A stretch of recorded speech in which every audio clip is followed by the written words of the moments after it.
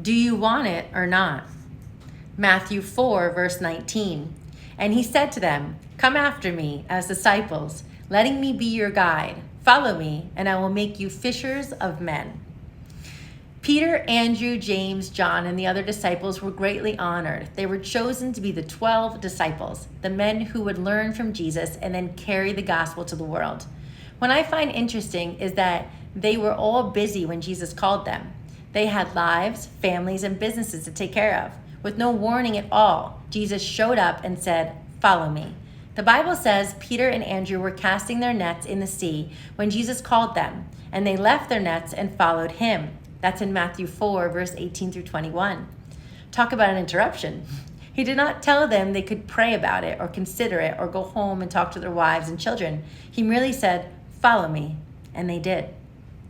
The disciples didn't ask how long they would be gone or what the salary package would be. They didn't ask about the benefits, the compensation, the time for travel, or what kind of hotel they would be staying in.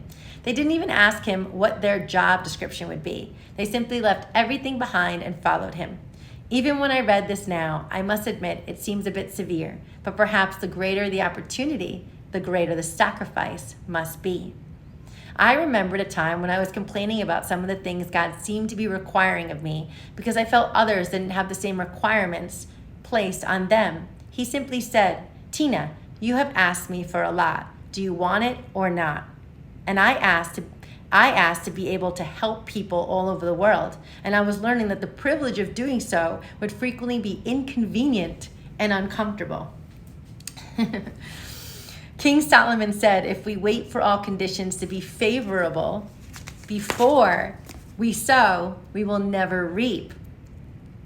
Ecclesiastes 11, verse 4. In other words, we must give and obey God when it is not convenient and when it is costly if we want to reap our reward. Trust in him. What have you asked God for?